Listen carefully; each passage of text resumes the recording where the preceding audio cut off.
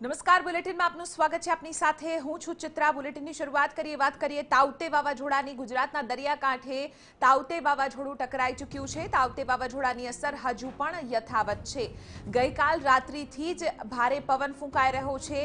અત્યારે પણ વરસાદ યથાવત છે। કેટલાક વિસ્તારોમાં સોમનાથ હાઈવે ઉપર અનેક સ્થળોએ ઝાડ પડી ગયા છે। ભારે વરસાદ અને પવનને પગલે હાઈવે પર વાહન વ્યવહાર પણ ખોરવાયો છે। અનેક વિસ્તારોમાં હજુ પણ વીજ પ્રવાહ ખોરવાયેલો હોવાની વિગત પ્રાપ્ત થઈ રહી છે। તસવીરો આપ જોઈ રહ્યા છો કે કયા પ્રકારની સ્થિતિ જોવા મળી રહી છે। આપણે જણાવી દઈએ કે અત્યારે સાયક્લોન જે છે પસાર થઈ ચૂક્યું છે। તાઉતે વાવાઝોડું પણ તેની અસર આગામી થોડા કલાકો સુધી જોવા મળશે। લગભગ બપોર સુધી આ જે તાઉતે વાવાઝોડું છે તેની અસર જોવા મળશે અને તેના ભાગરૂપે કેટલાક વિસ્તારોમાં વરસાદ વરસી શકે છે। ભારે પવન ફૂંકાઈ રહ્યો છે। તસવીરો આપ જોઈ શકો છો પોરબંદરની, જ્યાં તાઉતે વાવાઝોડું ટકરાયું હતું। અનેક વિસ્તારોમાં હજુ પણ જે વીજ પ્રવાહ છે તે ખોરવાયેલો છે, કારણ કે ભારે પવન ફૂંકાવાને લઈને કેટલાક વીજ થાંભલાને નુકસાન પહોંચ્યું છે। તો તાઉતે વાવાઝોડાની અસર હજુ પણ યથાવત છે। લગભગ આજે સાંજ સુધી તેની અસર યથાવત રહેશે। ગઈકાલ રાત્રિથી જ ભારે પવન અને વરસાદ પણ જોવા મળી રહ્યો છે। સોમનાથ હાઈવે ઉપર અનેક સ્થળો ઉપર ઝાડ પણ પડી ગયા છે। ભારે વરસાદ અને પવનને પગલે હાઈવે ઉપર વાહન વ્યવહાર પણ ખોરવાયો છે। તો તાઉતે વાવાઝોડું ત્રાટક્યું અને આ તાઉતે વાવાઝોડું હવે આગળ પસાર થઈ ચૂક્યું છે અને તેની અસર હજુ પણ ગુજરાત ઉપર જોવા મળશે આગામી કેટલાક કલાકો સુધી।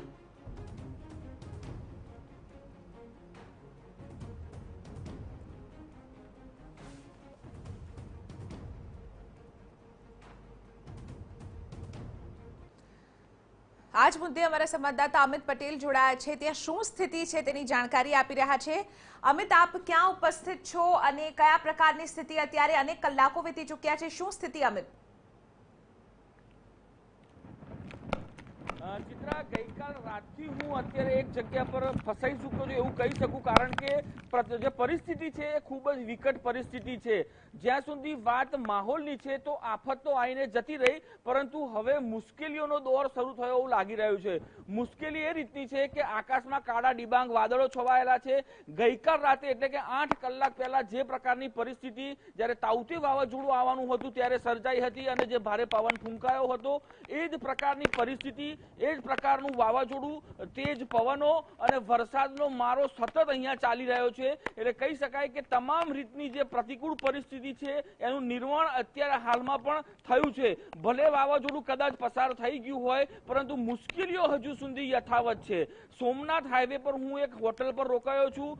સોમનાથ હાઈવે પર અનેક સ્થળો એવા છે જ્યાં ઝાડ પડી ગયા છે। આખો જે હાઈવે છે એ ઠપ થઈ ચૂક્યો છે।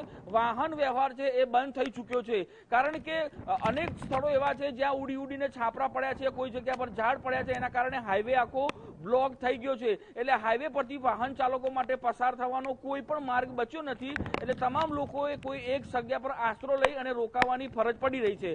હવે જે પ્રકારની આખી વાવાઝોડા બાદની પરિસ્થિતિ સર્જાઈ હતી, ગઈકાલ રાતે લગભગ 8 વાગ્યાથી આ તમામ જે સોમનાથની આજુબાજુનો પંથક છે ત્યાં વીજળી ગુલ થઈ જવાની ફરિયાદો મળી રહી છે।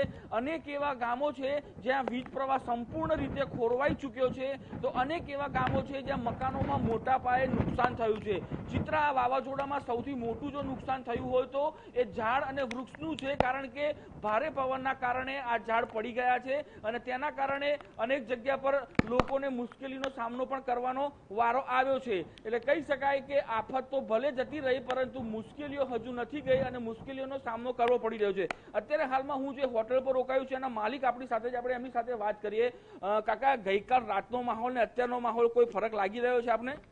હા, રાતનો માહોલ હતો એ જ અત્યારે માહોલ છે અને રાતના 8 વાગ્યાથી ચાલુ થયો વરસાદ ને વાવાઝોડું, એ અત્યારે એની માહોલ ચાલુ છે અને ગાડીના પૈડાને થંભી ગયા, રોડ ઉપર ખાડા પડી ગયા, ઝાડવા અને જાનમાલ બહુ નુકસાન છે, છાપરા ઉડી ગયા, આવી બધી ફરિયાદ સતત ચાલુ છે ને આજે એને એ જ વર્તાઈ રહ્યું છે। પવન, વરસાદ, ગીર સોમનાથના વીજ પુરવઠાનો પ્રોબ્લેમ, આ બધું એને જ પરિસ્થિતિ અત્યારે છે, એનો સામનો કરવો પડે છે અને ભયંકર પવન ને વરસાદનું પ્રમાણ છે।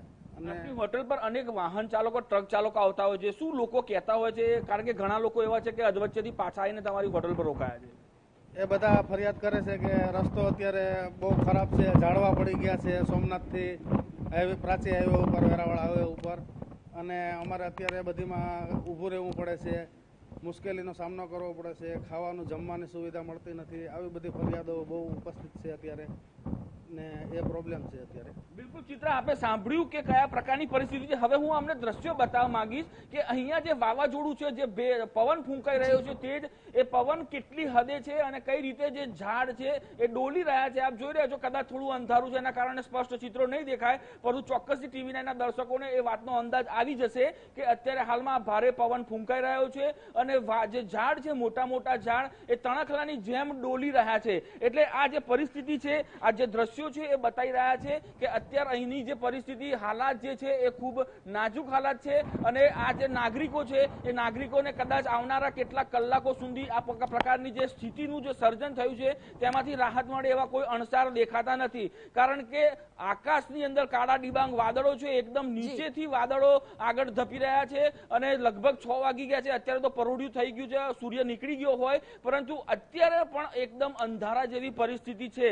એટલે કહી શકાય કે આગામી કેટલાક કલાકો છે, આ કલાકો લોકોએ જે છે આફતનો સામનો કરવો પડશે. ચિત્રા, હવે જે રીતે વાવાઝોડું ટકરાયું હતું તે બાદ કોઈ કેઝ્યુઅલિટી એટલે કે કોઈ પણ જાનહાનિ થઈ છે ખરી, અથવા તો એવા કોઈ સમાચાર મળ્યા છે કે જ્યાં લોકોને નુકસાન પહોંચ્યું હોય?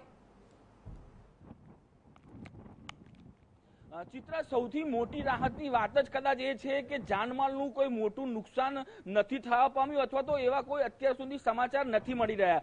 જે રીતે તાઉતે વાવાઝોડું આવવાનું હતું, હવામાન વિભાગે પણ આગાહી કરી દીધી હતી. સમગ્ર ઘટનાની જે ગંભીરતા છે એ ગંભીરતા પણ લોકોને ખબર પડી ગઈ હતી, તંત્રને પણ ખબર પડી ગઈ હતી. એટલે આગોતરું એક જે આયોજન કરવામાં આવ્યું હતું, આ આયોજનના ભાગરૂપે તમામ લોકોને સલામત સ્થળે ખસેડી દેવામાં આવ્યા હતા. એ દરિયા કિનારાના લોકો હોય કે જ્યાં અસરગ્રસ્ત પ્રભાવિત વિસ્તારના લોકોની વાત હોય, લગભગ ગુજરાતભરમાંથી 2 થી 2.5 લાખ લોકોનું સ્થળાંતર કરવામાં આવ્યું હતું. એટલે અત્યાર સુધી એવા કોઈ જાનમાલના નુકસાનના સમાચાર નથી મળી રહ્યા, પરંતુ જે પ્રકારનો માહોલ ગઈકાલ રાતે અમે જોયો હતો, એ પરિસ્થિતિ, પવન જે તેજ ફૂંકાતો હતો, આ બધી તમામ બાબતોને ધ્યાન પર લઈએ તો એક વાતનો અંદાજ ચોક્કસ નીકળે છે કે મોટા પાયે નુકસાન થયું હશે. આ એક અંદાજ છે, કારણ કે અંધારાના કારણે નજરે જોઈ શકાય તેવી વાસ્તવિકતા નથી, પરંતુ હવે જેમ જેમ દિવસ ઉગશે, અજવાળું થશે, તેમ જે આ વાવાઝોડું છે, વાવાઝોડા પછીની જે વાસ્તવિકતા છે એ નજરે આવશે. ચિત્રા, અમિત, આગળના કલાકો કયા પ્રકારના રહી શકે છે? કારણ કે હવે જે સાયક્લોન છે પસાર થઈ ગયો છે, પણ તેની અસર રહેશે, ભારે પવન રહેશે. અત્યારે પણ ત્યાં ભારે પવન છે. વરસાદની કેટલી સંભાવના છે પોરબંદર અને તેની આસપાસના વિસ્તારોમાં? કયા પ્રકારની સ્થિતિ રહેશે, અમિત?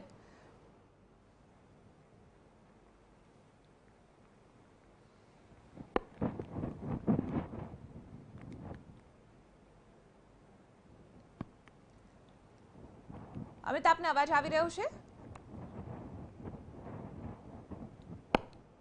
તો હાલ ટેકનિકલ ખરાબી આવી રહી છે. આપણે જણાવી દઈએ કે પોરબંદરની આસપાસ જે તસવીરો આપ જોઈ રહ્યા છો સોમનાથ હાઈવે પરની, કે જ્યાં હાઈવે ઉપર એક રીતે વાહન વ્યવહાર જે છે ખોરવાઈ ગયો છે. ગુજરાતના દરિયાકાંઠે તાઉતે વાવાઝોડું ટકરાયું તે બાદ હજુ પણ તેની અસર યથાવત છે. આગામી અમુક કલાકો દરમિયાન તેની અસર ભારે પવન અને ભારે વરસાદના સ્વરૂપે જોવા મળી શકે છે. જે રીતે અમારા સંવાદદાતા અને કેમેરા પર્સનને ત્યાંની તસવીર બતાવી, અત્યારે પણ ત્યાં ભારે પવન ફૂંકાઈ રહ્યો છે. અનેક લોકોને ત્યાં ફસાવાની સ્થિતિનું નિર્માણ થયું છે. સાથે સાથે આપણે જણાવી દઈએ કે દરિયાની આસપાસના વિસ્તારોમાં જે લોકોનું સ્થળાંતર કરવામાં આવ્યું છે, સદનસીબે કોઈને પણ અત્યારે જાનહાનિના સમાચાર નથી મળી રહ્યા, કારણ કે પહેલેથી જ અંદાજ લગાવી દેવામાં આવ્યો હતો કે કેટલો સિવિયર સાયક્લોન છે અને તેનાથી લોકોને બચાવવાનો એક રીતે પ્લાન કરવામાં આવ્યો હતો.